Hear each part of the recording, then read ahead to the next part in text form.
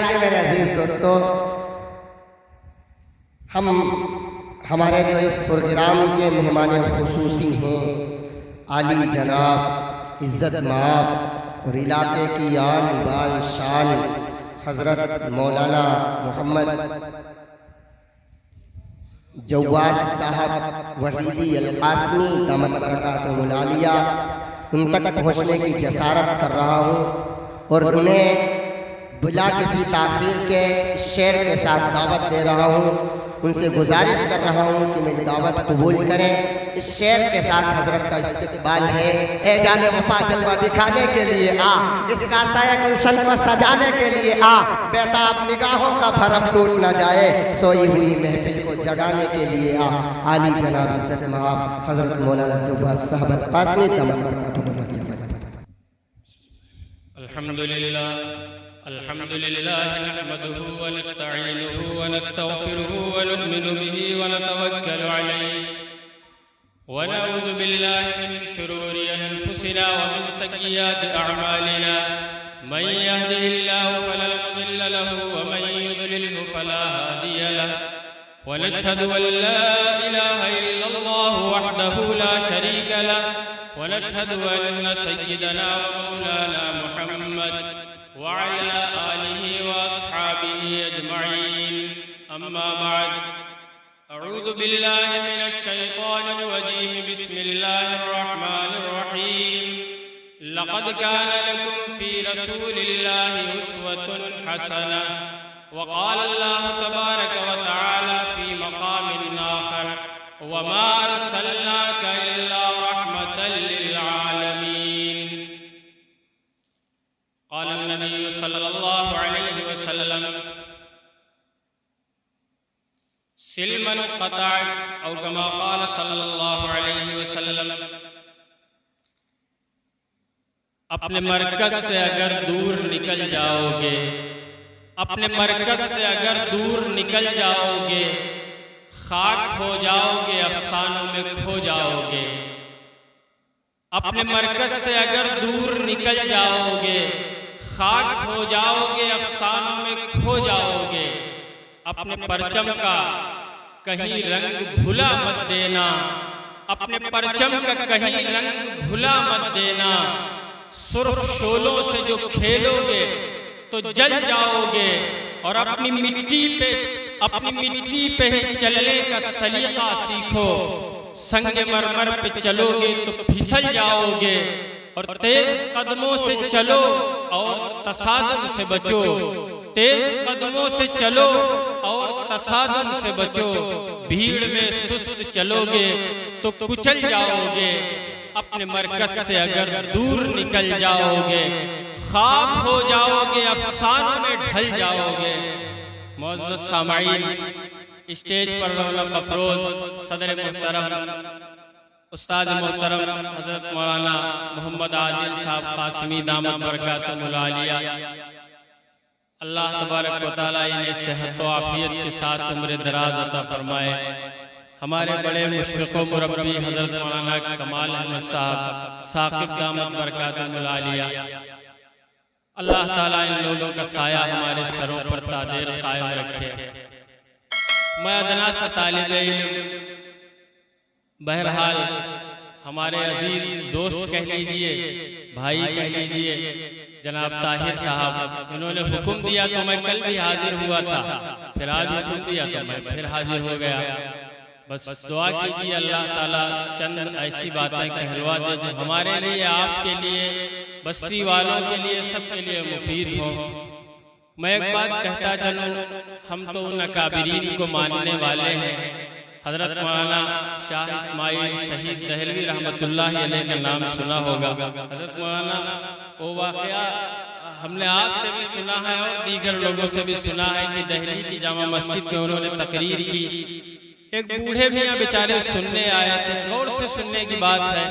एक बूढ़े मियाँ सुनने आए थे बड़ी दूर से, वो आए और उन्होंने आके तकरीर हो चुकी थी। उन्होंने हज़रत मौलाना इस्माइल साहब रहमतुल्लाहि अलैह को, अल्लाह ताला उनकी कब्र को नूर से मुनव्वर फरमाए, उन्हें उनका हाथ पकड़ा, पहचानते नहीं थे। सोशल मीडिया का तो दौर नहीं था कि लोग बगैर मुलाकात के दूसरे के चेहरे की शनाशाई हो जाए। हाथ पकड़ा, कहा बेटा क्या वो मौलवी इस्माइल की तकरीर हो गई? तो उन्होंने कहा हाँ हो गई अब्बा। तो कहा अरे अफसोस यार, हम इतनी दूर से चल के आए और बताओ। तो उन्होंने कहा बैठो, और वहीं जीने पे बैठ गए, पैकड़िया पे बैठ गए मस्जिद की। देखिए मेरे दोस्तों, हमारे अकाबिरीन की शान। हज़रत मौलाना इस्माइल साहब रहमतुल्लाह अलैह वहीं बैठ गए और उन्होंने पूरी 2 घंटे की, 2.25 घंटे की तकरीर जो की थी वो दोहराई एक शख्स के लिए। तो खैर, सुनने कोई आए ना आए, हमारा काम सुनाना है। अब जिसके जी में आए वही पाए रोशनी, हमने दिया जला के सरे आम रख दिया।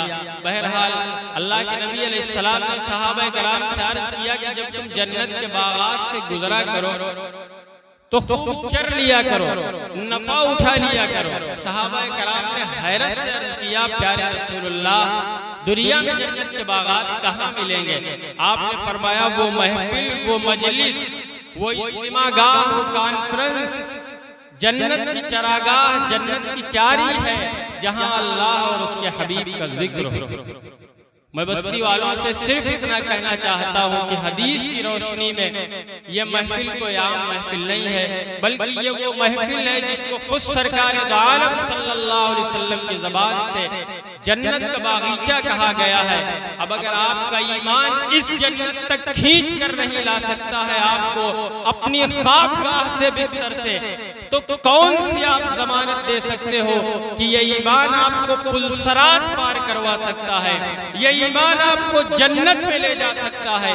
ये अफसोस की बात है मेरे दोस्तों। ये गांव ऐसा है जहां से मैंने बहुत कुछ लिया है, और मैं जिस महल्ले में बैठा हूं इस जगह से एक ऐसी हस्ती निकली है जिसका नाम पूरे आलम इस्लाम में है।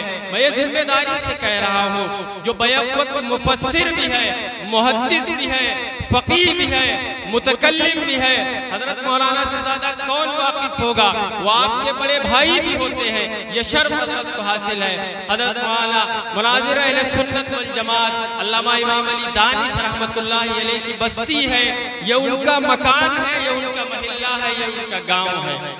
खैर, ये तो अफसोस की बात है कि यहाँ उतने लोग भी न हो पाए जितने कम से कम तो होना चाहे।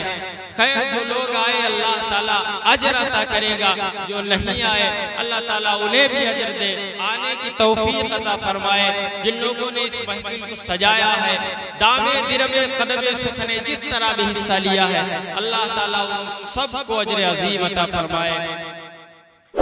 इस जलसे का जो मैंने इश्तिहार देखा था उसका उन्वान था जलसा इस्लाह मुआशरा। मुआशरा मेरे दोस्तों क्या चीज है, ये एक सवाल है। मुआशरा किसी किताब का नाम नहीं है, न मुआशरा किसी इंसान का नाम है, न मुआशरा किसी नबी का नाम है, न मुआशरा किसी गांव, किसी बस्ती, किसी शहर, किसी मुल्क का नाम है।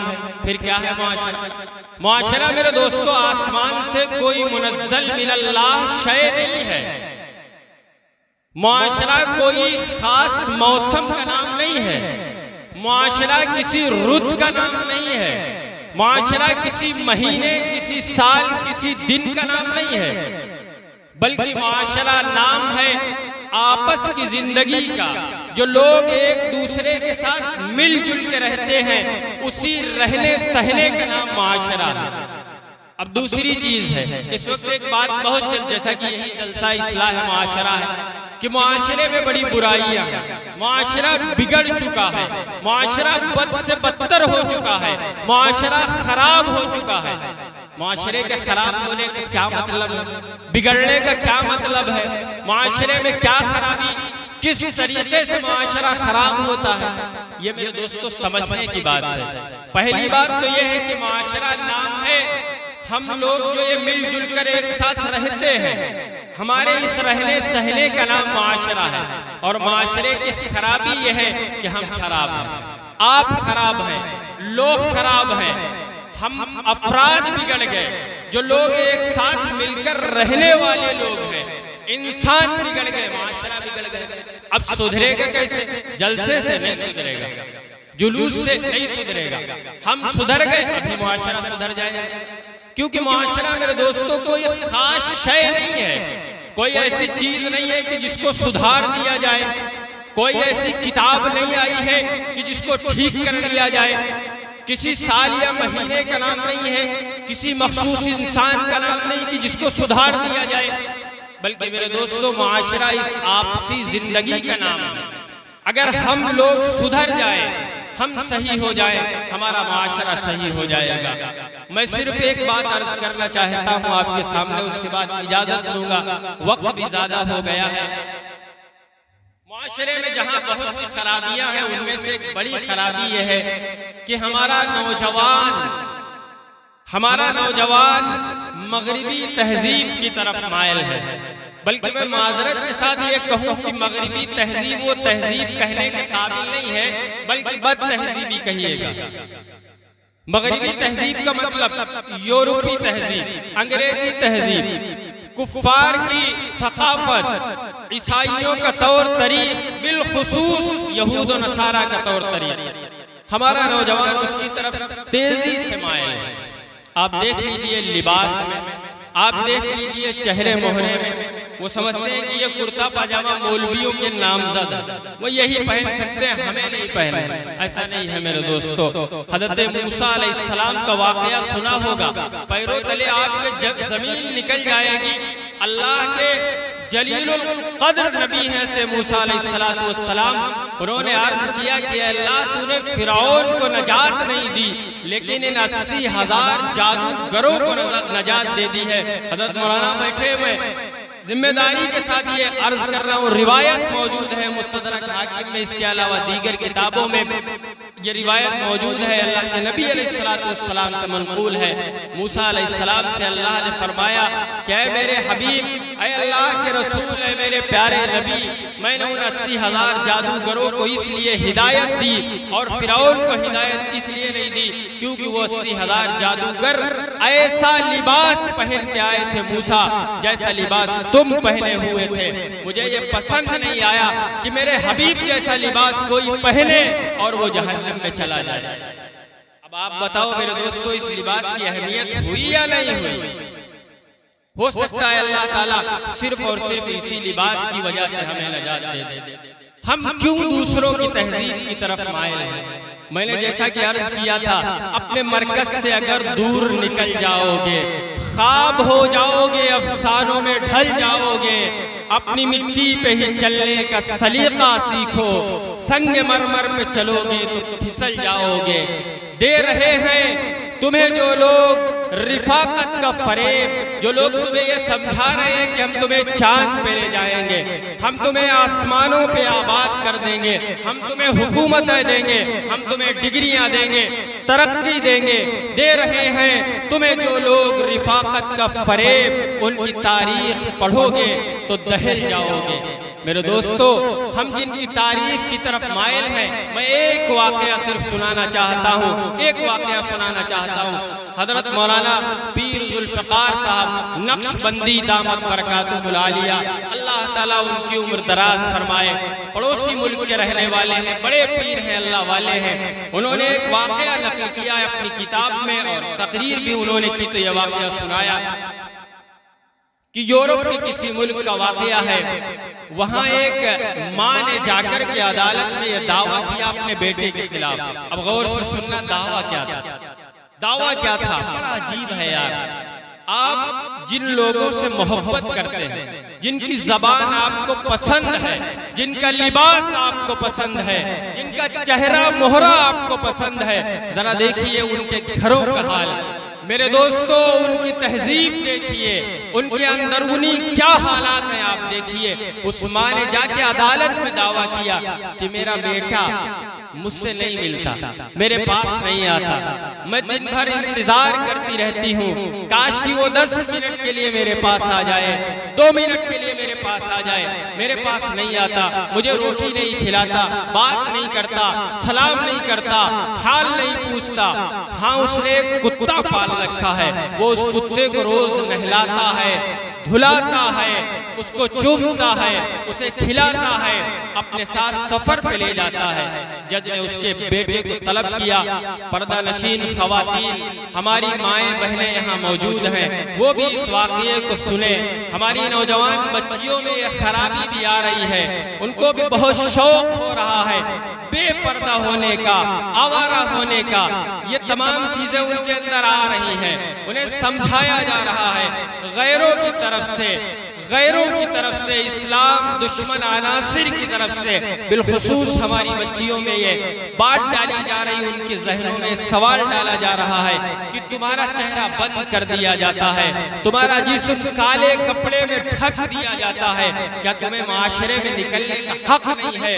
तुमसे जीने का हक छीना जा रहा है, तुम्हारे हुकूक को पामाल किया जा रहा है। तो मेरी माओ और बहनों सुनो, जो ये राग अलापते हैं उनकी हकीकत सुनो। उस माँ ने ये दावा किया, बेटे को बुलाया गया। जज ने पूछा, भाई तुम कुत्ते को नहलाते हो, कुत्ते को रोटी खिलाते हो और अपनी माँ का हाल नहीं पूछते हो? बेटा कहने लगा, जज साहब माँ का हाल हम क्यों पूछें? आप बताइए क्या हक है हमारा माँ का? अब जज खामोश। दुनिया में सिर्फ एक ही मजहब ऐसा है जिसने ये कहा है कि अगर औरत तुम्हारी बीवी है तो इज्जत है, अगर औरत तुम्हारी बहन है तो तुम उसकी शादी कर दोगे, तुम्हें जन्नत मिलेगी। अगर औरत तुम्हारी बेटी है तो आबरू है, तुम्हारे लिए आंखों की ठंडक है, नजात का जरिया है। अगर औरत तुम्हारी माँ है तो उसके कदमों तले अल्लाह ने जन्नत डाल दी है। किसी और मजहब में औरत का कोई मकाम नहीं है मेरे दोस्तों, कोई मकाम नहीं। मेरी माओ, अगर इज्जत चाहिए, आबरू चाहिए तो आपको पर्दे में मिलेगी, आपको इस्लामी तहजीब और तमद्दुन में इज्जत मिलेगी, आपको इस्लामी सकाफत में इज्जत मिलेगी। तो मैं अर्ज कर रहा था, उसने कहा कि माँ का हम पर हक क्या है? भाई माँ ने मुझे पैदा किया, बड़ा कर दिया, दूध पिलाना उसका हक था तो पिलाया, पालना उसका हक था तो पाला, पाल दिया, मैं बड़ा हो गया, माँ का मुझ पे कोई हक नहीं है, मैं क्यों माँ का हाल पूछूं? हाँ, रही बात कुत्ते की, तो कुत्ते को मैंने पाला है तो भाई मैं कुत्ते का हक हम पे बनता है, कुत्ते का हक हम पे बनता है। मेरे दोस्तों, इंसानियत इससे ज्यादा कहीं और गिर नहीं सकती है। एक आदमी अदालत में खड़े होके ये दावा कर रहा है, ये दलील दे रहा है कि माँ का हक नहीं है, कुत्ते का हक है हम पर। अब सोचो मेरे दोस्तों, हम उस कौम के पीछे दौड़ रहे हैं। मेरी माओ बहनों, गौर करो, हमें उनकी तहजीब पसंद आ रही है जिनके यहाँ कुत्तों के हुकूक होते हैं, लेकिन माँ का कोई हक नहीं है। हमारे यहाँ तो माँ का हक ये है, सरकार दो आलम सल्लल्लाहु अलैहि वसल्लम फरमाते हैं कि अगर मोहम्मद मुसल्ले पे खड़ा होकर नमाज पढ़ा रहा हो और उधर से उसकी माँ आवाज देती बेटा मोहम्मद, तो नमाज तोड़ के मैं माँ की आवाज पे लब्बैक कहता। हमारे यहाँ माँ का हक ये है, औरतों के हुकूक ये है। मेरे दोस्तों, अगर माशरे को सुधारना है तो यकलख्त हमें उनकी तहजीब छोड़ना होगी, उनका चेहरा हमें छोड़ना होगा, हमें नबी का लिबास पसंद करना होगा, हमें नबी का चेहरा पसंद करना होगा, हमें उलमा से मोहब्बत करना होगी, हमें इस्लामी तहजीब और तमद्दुन में ढलना होगा। मैं फिर कह रहा हूँ, अपने मरकज से अगर दूर निकल जाओगे, ख्वाब हो जाओगे, अफसानों में ढल जाओगे, दुनिया आपको पूछने वाली नहीं है, तबाह कर दिया जाएगा, बर्बाद कर दिया जाएगा। अभी करीब का वाकया है, हाल का वाकया है, हर आदमी जानता है। एक वो मलून इंसान, अगरचे शिया था लेकिन बहरहाल इस्लाम का लेबल लिए था, अपने को मुसलमान कहता था, खैर थी, लेकिन जिस दिन से वो काफिर हुआ है, आप देख लीजिए उसकी हालत, आप देख लीजिए सोशल मीडिया पे रोजाना उसकी खबरें आती हैं, रोजाना उसकी खबरें आती हैं। हालांकि वो काफिर इसलिए हुआ था, मुर्तद इसलिए हुआ था, इस्लाम इसलिए छोड़ा था कि वो कह रहा था इस्लाम दहशतगर्दी का मजहब। हमें इस दूसरे मजहब में जाके, हिंदू मजहब में जाके हमें अमान मिलेगी। लेकिन आज उसकी क्या हालत है मेरे दोस्तों, आप देखें। रोजाना वो ये मैसेज करता है, अपना पैगाम हुकूमत तक पहुंचाता है कि मैं खुदकुशी करने की कगार पे पहुंच चुका हूं, मेरी नौबत ये आ चुकी है कि मैं आत्महत्या कर लूं। आप अंदाजा लगाइए मेरे दोस्तों, ये वाकयात हमारे सामने हैं, ये हालात हमारे सामने हैं, ये तमाम चीजें हमारे सामने हैं। लेकिन बदनसीबी, कम नसीबी, अफसोस, हमारी कमबख्ती, फिर भी हमें उन्हीं का तरीका पसंद है। हमें लिबास पसंद है तो उनका पसंद है, हमें चेहरा पसंद है तो उनका पसंद है। नबी का चेहरा पसंद नहीं, नबी का लिबास पसंद नहीं। बताओ मेरे दोस्तों, माशरे की इस्लाह कैसे हो? बताओ अल्लाह के बंदो, माशरे की इस्लाह कैसे होगी? आज ये महफिल सजी है, खुशनसीब लोग हैं जो यहाँ बैठे हैं। लेकिन अफसोस होता है कि ये रायपुर, इस रायपुर में हजरत मौलाना अब्दुल मजीद साहब रहमतुल्लाह अलैह जैसा शख्स पैदा हुआ। अल्लाह के नबी की हदीस है, मन रा मुनकरन फलयुगय्यिर बियदिही। मैंने अपनी जिंदगी में मौलाना अब्दुल मजीद को देखा है, वो अपने हाथ से बुराई को रोकने वाले थे। मैंने मौलाना गवाह है इस बात, अपने हाथ से बुराई को रोकने वाले थे। मैंने अल्लामा इमाम अली दानिश रहमतुल्लाह अलैह को देखा है, ये लोग अपने हाथ से बुराई को रोकने वाले थे। ये मौलाना खलील अहमद साहब रहमतुल्लाह अलैह की बस्ती है, ये मौलाना रियायत अली साहब रहमतुल्लाह अलैह की बस्ती है। मेरे दोस्तों, ये रायपुर है। 3 साल से दारुल में मैं हूँ, वहाँ निजामत करता हूँ, अंजुमन की जिम्मेदारी दी गई है। इस बस्ती का तज़किरा मैं वहाँ करता रहता हूँ, बड़े फख्र के साथ इस बस्ती का तज़किरा करता हूँ। और कभी कभी तो मैंने ये भी कहा है कि उस बस्ती में जो आमी लोग हैं, जिनको आप मैं माजरत के साथ ये जुमला कहना चाहता हूँ, जिनको आप जाहिल कह लीजिए, वो भी मौलवी के बराबर है। मेरा ख्याल रायपुर वालों के सिलसिले में ये है, वल्लाह कसम उठा के ये बात मैं कह रहा हूँ। जो हमारे साथी हैं, हमारे दोस्त भी हैं, भांजे भी हैं, हज़रत मौलाना तलहा साहब मुताल्लिम दारुल हमारे साथ तशरीफ लाए, अभी नात पेश की थी, गवाह हैं इन चीज़ों की। लेकिन अफसोस है, बहरहाल अल्लाह ताला हम सबको दीन की रमक हमारे दिलों में पैदा फरमाए। तो मैं ये अर्ज कर रहा था कि मुआशरा मेरे दोस्तों, हमारी आपस जो मिलजुल करके रहते हैं, उस जिंदगी का नाम है। कुरान में अल्लाह ताला ने इरशाद किया, लक़द काना लकुम फी रसूलिल्लाहि उस्वतुन हसना। क्या इंसानों, मैंने तुम्हारे लिए मोहम्मद अरबी सल्लल्लाहु अलैहि वसल्लम की जिंदगी में बेहतरीन नमूना रखा है, उससे बेहतर और कोई नमूना नहीं है। मैं इस साल दौरे के तालिबे इल्म हूँ, अबू दाऊद शुरू की किताब तहारत। मुझे हैरानी हुई कि वाकई अल्लाह के नबी अलैहिस्सलातु वस्सलाम ने हमारी रहनुमाई हर गोशे में की है। आप हदीसें पढ़िए, आपको मिलेगा। आप अगर मैदान में हैं तो इस्तिंजा कैसे करें, आप अगर बंद जगह में हैं तो किस रुख में बैठ के इस्तिंजा करें, आप अगर दलदल वाली जगह में हैं तो कैसे इस्तिंजा करें, आप अगर लड़ाई के मकाम में हैं तब क्या करें, आपको नमाज पढ़ना है, आप घर में तो कैसे पढ़ें, सफर में तो कैसे पढ़ें, मस्जिद में तो कैसे पढ़ें, आप जंग के मैदान में हैं तो कैसे पढ़ें। हैरानी होगी मेरे दोस्तों अगर आपके सामने यह हदीस पेश की जाए। एक एक चीज की आपने तरीका बयान किया है। हम दूसरों की तहजीब और दूसरों के तरीके के पीछे भाग रहे हैं, लेकिन सही मानों में उनके पास कोई तरीका नहीं है, उनके पास कोई खानदानी निजाम नहीं है। आप चले जाइए, जिन अंग्रेजों की तहजीब हमें पसंद है, उन्हें अपने बापों का नाम नहीं मालूम है, बल्कि अपनी माँ को भी नहीं पहचानते हैं। उन्हें बहनों का, भाइयों का, बाप का, माँ का कोई तमीज नहीं है, कोई इम्तियाज नहीं है, किससे क्या रिश्ता है कोई मतलब नहीं है।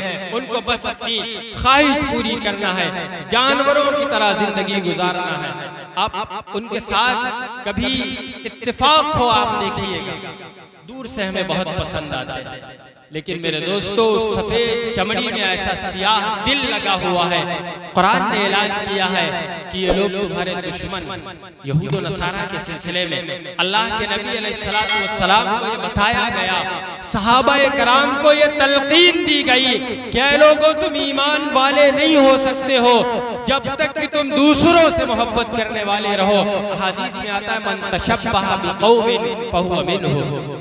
जिसने दूसरी किसी कौम की मुशाबहत इख्तियार की वो उसी में से हो जाए।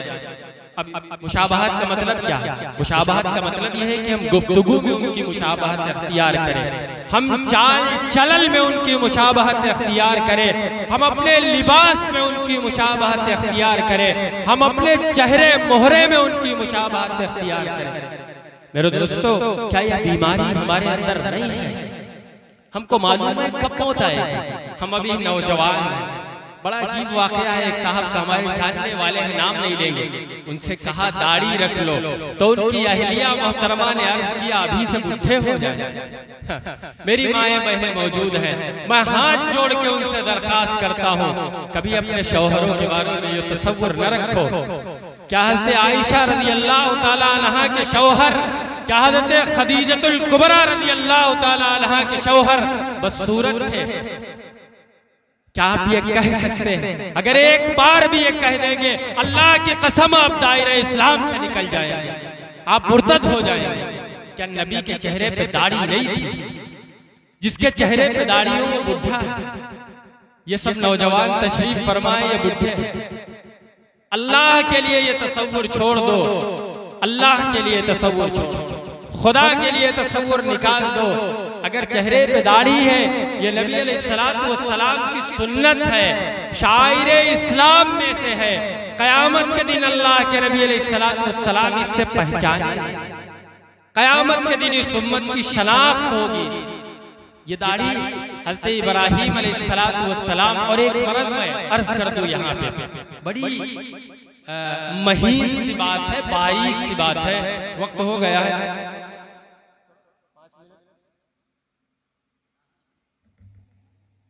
वक्त हो गया क्योंकि बहुत ज्यादा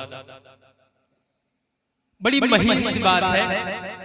बसा औकात कभी कभी हम लोगों की कम उम्री में सर के बाल या दाढ़ी का बाल सफेद हो जाता है, तो हम उसको उखाड़ देते हैं। सफेद बाल उखाड़ के मेरे भाई आप नौजवान हो जाओगे, सफेद बाल उखाड़ के आप नौजवान हो जाओगे। हदीस है, हज़रत इब्राहीम अलैहिस्सलातु वस्सलाम की दाढ़ी का बाल सबसे पहले सफेद हुआ था, सबसे पहले उनका बाल सफेद हुआ था। और वो अलग रिवायत है, लंबा वाक़या है। दूसरे मकाम पे सफेद बाल के सिलसिले में अल्लाह के नबी अलैहिस्सलाम से मनक़ूल है, फ़ज़ाइल की हदीस है कि अगर किसी की दाढ़ी का बाल सफेद होता है तो अल्लाह ताला उसका गुनाह माफ करता है, उसका एक दर्जा बुलंद किया जाता है, उसके हक में एक नेकी लिखी जाती है। आप अंदाजा लगाओ मेरे दोस्त, हमारे अंदर ये बीमारी भी, हरगिज हम ऐसा कोई काम न करें। बसा औकात हमें पता नहीं चलता है, हम इस्लाम के किसी तरीके का, किसी शिआर का मजाक उड़ा देते हैं। कई मर्तबा हमने अपने कानों से सुना है अपनी माओ बहनों को कहते हुए दाढ़ी को बया की झोंच। ये बात कान खोल कर सुन लो, अगर आपने मजाक में भी इसे बया की झोंच कह दिया या और कुछ कह दिया तो काफिर हो जाओगे, दायरे इस्लाम से निकल जाओगे। अगर इन बातों को हम पकड़ते हैं और अल्लाह के नबी अलैहिस्सलातु वस्सलाम के तरीके पर अमल करते हैं, उलमा से जुड़ते हैं, उनका चेहरा पसंद करते हैं, उनका लिबास पसंद करते हैं, तो इस इस्लाह माशरा जलसा की ज़रूरत नहीं पड़ेगी। हमारा माशरा फिर ऐसा माशरा होगा जिसके बारे में मौलाना हाली ने कहा है, किया कस्बे अखलाक रूहानियों ने, अदब इनसे सीखा सफ़ाहानियों ने, कहा बढ़ के लब्बैक यज़दानियों ने, जिहालत की रस्में मिटा देने वाले, किहानत की बुनियाद ढा देने वाले, सरहका में दी पर झुका देने वाले, खुदा के लिए घर लुटा देने वाले, ये वो माशरा बन जाएगा जो सहाबाए कराम का माशरा। सहाबाए कराम इस्लाह माशरा का जलसा नहीं करते थे, वो किसी को जाकर के बाकायदा तबलीग नहीं करते थे, बल्कि उनका अमल तबलीग हुआ करता। अल्लाह के नबी अलैहिस्सलाम बाकायदा दावत देने का जो आपका सिलसिला है वो कम है, लेकिन आपकी जिंदगी एक पैगाम है, आपने लोगों को खामोश पैगाम दिया। अब देखिएगा, एक सहाबी रसूल अल्लाह के नबी को कत्ल करने आए हैं, गर्दन पे तलवार रखी, कहा मोहम्मद कौन बचाएगा? आपने फरमाया अल्लाह बचाएगा। उनके हाथ से तलवार छूट गई। आपने तलवार उठाई, कहा बताओ आपको कौन बचाएगा? कहा अल्लाह के नबी आप ही बचा सकते। आपने माफ कर दिया, वो ईमान ले आए। हजारों लाखों वाकयात हैं ऐसे। मेरे दोस्तों, अपना अमल और किरदार ऐसा बनाओ कि हमारे मुआशरे को इस्लाह की जरूरत न पड़े। हमारा मुआशरा तो मुस्लिह था, ये मुआशरा दूसरों की इस्लाह करने वाला था, लेकिन बहुत अफसोस है आज हमारा मुआशरा ऐसा हो गया है जिसे इस्लाह की जरूरत पड़ रही है। मेरे दोस्तों, मुस्लिम मुआशरे को अगर इस्लाह की जरूरत पड़ेगी तो याद रखो वो दिन दूर नहीं कि अल्लाह आसमान से आग बरसा, अल्लाह आसमान से आग बरसा दे। मौसम क्या कह रहा है, हालात क्या कह रहे हैं, हम लोग कहां से कहां जा रहे हैं, कुदरत का निजाम आप देख रहे हैं, कहने की जरूरत नहीं है। ये सब मेरे दोस्तों हमारे मुआशरे का बिगाड़ है, हमारे गुनाहों का नतीजा है। हमने जो अपने अंदर गैर इस्लामी तरीके हमने अपना रखे हैं, अपने अंदर जो हम लोग दूसरों की मोहब्बत पैदा कर रखी है, हमें वो निकालना होगी। नबी अलैहिस्सलाम की मोहब्बत, सहाबाए कराम की मोहब्बत पैदा करना होगी। मैं फिर अर्ज कर रहा हूँ, अपने मरकज से अगर दूर निकल जाओगे, खाक हो जाओगे, अफसानों में ढल जाओगे, अपनी मिट्टी पे ही चलने का सलीका सीखो। संग मरमर पे चलोगे तो फिसल जाओगे, और तेज कदमों से चलो और तसादुम से बचो। भीड़ में सुस्त चलोगे तो कुचल जाओगे। अल्लाह ताला हम सबको कहने से ज्यादा अमल की तौफीक अता फरमाए। अल्लाह ताला हमारे माशरे को फिर से मुस्लिह माशरा बनाए। अल्लाह ताला हमारे माशरे को ऐसा माशरा बना दे कि जिसे देख कर लोग इस्लाह कबूल कर लें। कहने से ज्यादा अमल की तौफीक अता फरमाए। व आखिरु दावाना अनिल हम्दुलिल्लाहि रब्बिल आलमीन।